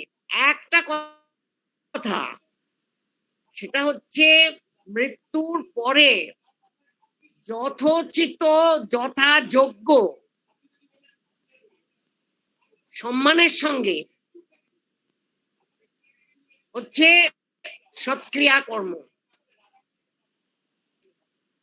মানে শেষকৃত্য, সেটা বিঘ্নিত হয় যে কোনো ক্যালামিটিতে। যে বন্যা, বিপর্যয়, ধ্বংস, ধস নামছে হিমাচলে আর উত্তরাখণ্ডে কয়েক বছর ধরে পরপর, তারপরে এনডিআরএফ কে যে ডাকা হয়, ডিজাস্টার রিড্রেসাল ফোর্স, তাদের মানুষকে উদ্ধার করার সঙ্গে সঙ্গে মৃতদেহ উদ্ধার করা একটা প্রধান কাজ হয়। শুধু তা নয়, তাদের পরিচয় নির্ণয় করে, আইডেন্টিফিকেশন করে, তাদের আইডেন্টিফিকেশনের পরে তাদের শেষকৃত্য কিভাবে করা হবে সেইটা নির্ণয় করা, বিচার করা যৎসাব। একটা ধ্বংসকারী ওই ধস বা হঠাৎ বৃষ্টি, বিপর্যয়ের পরে, প্রাকৃতিক বিপর্যয়ের পরে এই বিপর্যয় মোকাবেলা যে উদ্যোগ আমাদের সরকারি ভাবে আছে এবং স্বেচ্ছাসেবী সংগঠন, যুদ্ধের পরে কাজে ভাবা যায় একটা লোকক্ষয়ী যুদ্ধের পরে সেটা কতটা যেতে পারে। বর্ণসংকরকে আমরা যদি নিজের খুব কাছের একটা ব্যাপার, জাতপাত, ধর্ম ইত্যাদি প্রভৃতি বলে না ভেবে একটু সরিয়ে নি, মানে নিজেকে একটু এই পুরো ব্যাপারটা থেকে আমার ব্যক্তিগত আইডেন্টিটি, আমার ব্যক্তিগত পরিচয়টাকে একটু সরিয়ে এনে একটা বৈশ্বিক দৃষ্টিতে, মানে সার্বজনীন সর্বলোক দৃষ্টিতে হচ্ছে যে এটা তো ঠিক যে ওই যুদ্ধ ক্ষেত্রে যে পতিত দেহগুলো, তাদের প্রত্যেকের পরিচয় নির্ণয় করে, আইডেন্টিটি ঠিকঠাক করে নির্মাণ করে তাদের শেষকৃত্য করা কি পরিমাণ কঠিন, প্রায় অসম্ভব ব্যাপার। এবং এটা সম্ভব হয়নি কোনোদিন কোনো যুদ্ধের পরে। দ্বিতীয় বিশ্বযুদ্ধের ইতিহাস সব থেকে বেশি রক্ষিত হয়েছে, বর্ণিত হয়েছে, আলোচিত হয়েছে, এবং সেখানে ইউরোপের ব্যাপক সংখ্যার মানুষ খুবই সংশয়াপন্ন হয়েছিলেন ঠিক এই বিন্দুতে যে আমার ধর্মে এই বলেছে, এরপরে এই হবে, এরপরে এই হবে। আর যুদ্ধে কারো হাত কাটা গেছে, কারো পা কেটে গেছে, শরীর এই যে ছিন্ন বিচ্ছিন্ন দেহ, এদের অবস্থা কি হবে,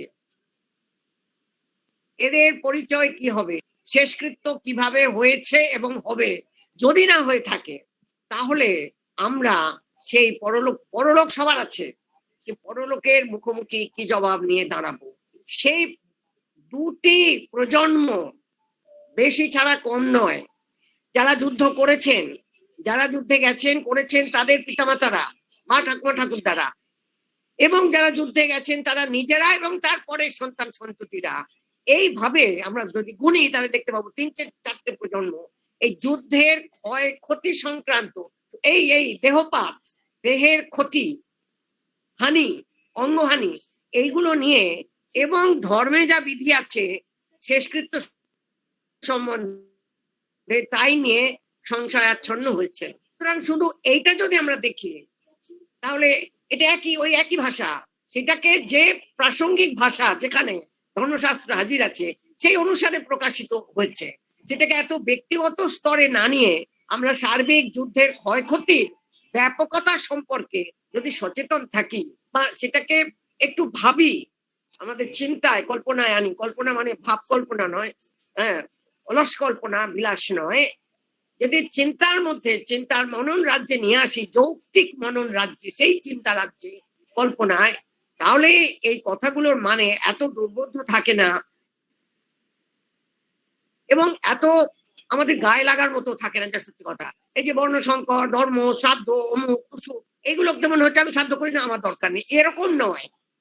সত্যি শেষকৃত্য একটি বিরাট সমস্যা, সংকট, যে কোনো বিপর্যয়ে। যুদ্ধ হলেও তো কোনো চিন্তাই নেই, কারণ যুদ্ধে ব্যাপকতম শরীর পাত হয় এবং ক্ষয়ক্ষতি হয়।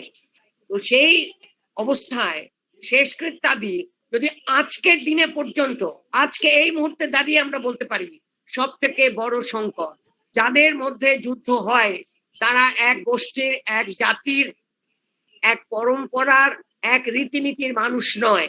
শেষকৃত্য প্রত্যেকের অতি বিশিষ্ট একটি প্রকার পদ্ধতি হয়, সেখানে সত্যি বড় সংকট। এবং এই নিয়ে চিন্তা ভাবনা, স্কলারলি আলোচনা, বাস্তব ব্যবস্থা সম্মত অ্যাডমিনিস্ট্রেটিভ প্রশাসনিক আলোচনা এবং সান্ত্বনামূলক মনস্তাত্ত্বিক আলোচনা, এগুলো আজ পর্যন্ত প্রত্যহ হয়ে চলেছে। আমি যারা এই গীতা পাঠে অংশগ্রহণ করছেন, আমি এই সম্পূরক কথাগুলো বললাম আপনার অতি প্রাঞ্জল ব্যাখ্যানের সঙ্গে, যাতে হয়তো তারা আরো বাস্তবায়িত, আরো কি বলবো, অ্যাকচুয়ালাইজেশন অফ দ্য ওয়ার্ডস করতে পারেন বাস্তব পরিস্থিতির সঙ্গে, বর্তমানের রিয়ালিটির সঙ্গে। এটাই আমার সংযোজন। আমাকে হয়তো আবল তাবল খানিকটা কথা বললাম, কিন্তু এটা ইতিহাস এবং বাস্তব, এই মনে করে আমার উপন্যাস খানিকটা অগোছালো হতে পারে। এই বিষয়গুলোকে আপনারা একটু খেয়াল করবেন, এটাই আমার কথা ছিল। আপনার এই ব্যাখ্যা নতুন করে আপনাকে ধন্যবাদ। আপনি কিছু আবল তাবল বলেননি, আধুনিক প্রেক্ষাপট থেকে আপনি ব্যাখ্যা করেছেন। আমি একটু শুনেছিলাম পর্যন্ত আধুনিক প্রেক্ষাপট, আপনি সেটাকে বিস্তৃতভাবে তুলে ধরে আমার চিন্তার প্রশ্ন থাকে বা আলোচনা থাকে। আমি বলতে চাইছি শব্দার্থকে সংকীর্ণ অর্থে গ্রহণ না করে ব্যাপকতর নয়, ব্যাপকতম অর্থে গ্রহণ করলে যে সমস্ত চিন্তার সংকট বা বাদানুবাদের সংকট, সেটা কমতে পারে। তারপরেও বাদানুবাদ থাকবে, বাদে বাদে যায়াতে বোধ, কিন্তু শব্দগুলোকে শুধুমাত্র ওই শব্দ ঝরিয়ে করে যেন আমরা না রাখি, এটুকুই আমার সংযোজন ছিল। অনেক ধন্যবাদ। আর কারো কিছু বলার থাকলে বলুন, নাহলে আমাদের আর স্বামী এদের ব্যাখ্যার যে নামটা কি, আর সব মানে এদের টিকাটার নামটা কি, আর এদের মানে এরা কোথাকার লোক এবং কোন সম্পলানন্দ? বই স্বামী রামসুখ দাসের বই আপনাদের জানা উচিত। এটা গীতা প্রেস থেকে অনেক পুরনো এটা এটা আলোচনা। রামসুখ দাসের নাম আপনাদের জানা উচিত। স্বামী অর্গণানন্দ এই বইটি হয়তো সকলের হাতে পৌঁছয়নি। এরা একটি যথার্থ গীতা বলে বের করেছেন। এটি তারা এখনো বাজারে বিক্রি করছে, মুক্ত হস্তেই দান করছেন। যাদের সম্ভব তারা গ্রহণ করে নেবেন। তারা কিন্তু একটু করে গীতা যারা চাইছেন তাদের দিচ্ছেন স্বামী অর্গণানন্দ। এটা আপনারা যারা আগ্রহী ওই সৈকতের সঙ্গে যোগাযোগ করে নেবেন। সৈকত আপনাদের নিশানা দেখাতে পারবে। স্বামী অর্গণানন্দ একদম নতুন বই, নতুন বই, একদম নতুন। আর কারো কিছু বলার? আমি কোথাকার লোক স্যার? স্বামী অর্গণানন্দ হ্যাঁ, কোন সম্প্রদায়ের লোক? তিনি স্বামী অর্গণানন্দ বেদান্তি সম্প্রদায়েরই লোক। বেদান্তি, তিনি বেদান্তি। ধন্যবাদ। বলুন, কেউ সব বলতে চাইছেন বলুন। হ্যালো স্যার, শঙ্করের ব্যাপারে স্যার একটু বলবেন?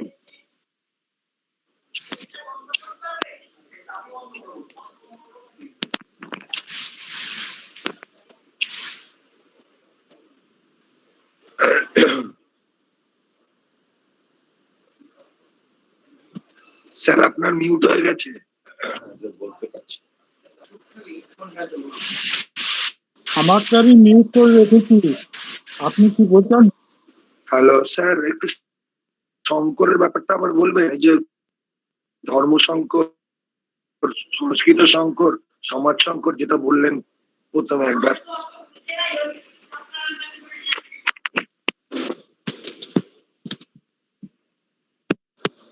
অর্পিতা কিছু বলতে চাইছেন বলেনি, আমি আপনার উত্তর দিচ্ছি। স্যার আমি বলছি জনার্দন সম্বোধনটা করে দিয়েছেন না, ওটা জানতে চাইছি। শুনতে পাচ্ছেন কথা? জনার্দন ওই একই রকম, তারই আরেকটি রূপ। তিনি ওইরকমই এ করেছিলেন। ওটা তার যে মানুষকে পালন করবার এটা অধিকার, মানে তিনি পালন করেন, এটা আপনার উত্তর দিলাম। আর যিনি বলছিলেন বর্ণ সংকর, ধর্ম সংকর, সংস্কৃতি সংকর, এইটা তো আপনারটা মিউট না করলে আপনি শুনতে পাবেন না। আপনারটা মিউট করুন, অরূপেরটা মিউট করুন। আমরা জানি বর্ণ, ব্রাহ্মণ, ক্ষত্রিয়, বৈশ্য, এটা হচ্ছে আমাদের বর্ণের কথা বলা হয়েছে। হ্যাঁ, সেই বর্ণের কথাই এখানে আলোচনা হয়েছে। এখানে পাশ্চাত্য দেশে যে শ্বেতবর্ণ, কৃষ্ণবর্ণের কথা, সেটা কিন্তু এখানে আলোচনা হয়নি। হ্যাঁ, ক্ষত্রিয়, ব্রাহ্মণ, ক্ষত্রিয়, বৈশ্য এবং শূদ্রের যে পৃথক, সেই কর্তব্যের কথাই কিন্তু বর্ণধরণে বলা আছে। যদি এখন ব্রাহ্মণ এবং ক্ষত্রিয় তার সংকর ঘটে, অর্থাৎ একজন ব্রাহ্মণ একজন ক্ষত্রিয়ের সাথে মিলিত হলেন, এবারে তার সংশয়টা কোথায়? তিনি কোন ধর্মটা পালন করবেন, ব্রাহ্মণেরটা না ক্ষত্রিয়টা? এটা ছিল তখনকার সমস্যা। আজকের দিনে এইটা আর অতটা আপনারা বুঝতে পারবেন না, অত সংশয় নেই। আর ধর্ম সংকট তো বলেছি যে ধর্ম সংকট তো আজকে হচ্ছে, যে আমার কোনটা ধর্ম আমি সেটাই বুঝে উঠতে পারছি না, ধর্ম সংকট তো হচ্ছেই। আর আমি, দেখুন, কেউ কিছু মনে করবেন না, অনেকেই চাইছেন আমি সম্প্রদায়, তাদের একটা ধর্ম, যারা জৈন সম্প্রদায় তাদের একটা ধর্ম, এতে ভিন্ন ভিন্ন ধর্ম আছে। ধর্মগুলো আসলে আর কিছুই নয়, ধর্মগুলো হচ্ছে এক একটা পথ। আমাদের লক্ষ্যপথ যদি হয় ঈশ্বর সাধনা, আমাদের লক্ষ্য যদি হয় এই আত্মজ্ঞান, তাহলে এই ধর্মগুলো এক একটি পথের কথা বলে। সেই পথগুলো যদি আজকে আমি চৌমাস্তার রাস্তায় গিয়ে দাঁড়িয়ে আমার বাবা জানেন যে ডান দিকে যেতে হবে, আমি তাকে অনুসরণ করে ডান দিকে চলে গেলে আমার যাওয়াটা অনেক সুবিধাজনক। এখন দেখছি কেউ বাঁ দিকে যাচ্ছে, কেউ বা সামনের দিকে যাচ্ছে, কেউ আর একটু কোণের দিকে যাচ্ছে। আমি এবার বিভ্রান্ত যে আমি কোন দিকে যাব। আমার বাবার পথটাকে যদি আমি অনুসরণ না করতে চাই, তখন আমার এই বিভ্রান্তি হয়, তখন আমার এই সংকর দোষ আসে, অর্থাৎ আমার পথ নিয়ে আমার বিভ্রান্তি হয়। এটা হচ্ছে ধর্ম সংকরের কথা। আর সংস্কৃতি সংকরের এক ধরনের খাওয়া দাওয়া, এক ধরনের আচার আচরণ, এগুলো আছে। একটা যদি আমরা দেখতে পাচ্ছি প্রতিদিনই, প্রতিটি সংসারই দেখতে পাচ্ছি, অন্য একটা পরিবার থেকে আরেকজন যখন আমার পরিবারে আসছেন, তার খাওয়া দাওয়া, তার রুচি সবই ভিন্ন ভিন্ন। ফলে তার এখানে এসে মানিয়ে নিতে অসুবিধা হচ্ছে, প্রতিদিন তার এই সমস্যা হচ্ছে, প্রতিদিন। এটা তার সংকট। আর সংস্কৃতির কথা আছে, কেবল খাওয়া দাওয়া নয়, সংস্কৃতির মধ্যে তো আমার জীবনযাপনও আছে। আমি আমার বাবা মাকে যেভাবে দেখেছি, আমার পরিবারে যিনি আসছেন তিনি তার বাবা মাকে অন্যভাবে দেখেছেন। এই যে জীবনযাপনের ধারাটা, এই ধারাটা যখন মিলতে চায়, তখন কোনটা গ্রহণ করব এই সংশয় আমাদের তৈরি হয়। এক একটা পরিবারে আজকে যে সমস্যা হচ্ছে, কোথায় সমস্যা কে বুঝে উঠতে পারছেন না, কেন ডিভোর্স হয়ে যাচ্ছে বুঝে উঠতে পারছেন না। আসলে এই সংকট তৈরি হচ্ছে আমার জীবনধারার সাথে আরেকজনের জীবনধারার সংকট তৈরি হচ্ছে। এটাকে আজকের ভাষায় যদি বলি সংকট, সমস্যা, সেইগুলো তৈরি হচ্ছে। এইভাবে শুধু পরিবার নয়, শুধু সমাজ নয়, রাষ্ট্রের ক্ষেত্রেও এই সংকট তৈরি হচ্ছে। আমরা বুঝে উঠতে পারছি না যে আমাদের কোনটি আসল পথ। হ্যাঁ, নিশ্চয়ই সমস্ত জাতি ধর্ম নির্বিশেষে, সমাজ রাষ্ট্র নির্বিশেষে কিছু ধর্ম আছে যেগুলি সাধারণ ধর্ম। আমি বলেছি মনু সেগুলোকে সাধারণ ধর্ম হিসাবে উল্লেখ করেছেন। সেইটি হচ্ছে মানব ধর্ম, সেটি সাধারণ ধর্ম। মানব ধর্মের বাইরেও যে বিশেষ ধর্ম, সেই বিশেষ ধর্মগুলোকেই আমরা এই বর্ণ ধর্ম, জাতি ধর্ম, সমাজ ধর্ম, রাষ্ট্র ধর্ম বলে স্বীকার করি। মনুষ্য ধর্ম সেটা সাধারণ ধর্ম, সেটা নিয়ে বিশেষ কোনো বিতর্ক বা আলোচনার অবকাশ নেই। আমি আশা করি আপনার প্রশ্নের উত্তর দিতে পেরেছি। হ্যাঁ স্যার, ধন্যবাদ। আর কেউ কিছু বলবেন? তাহলে আজকের আলোচনা এখানে শেষ করা যেতে পারে। সকলকে ধন্যবাদ জানাচ্ছি। নমস্কার।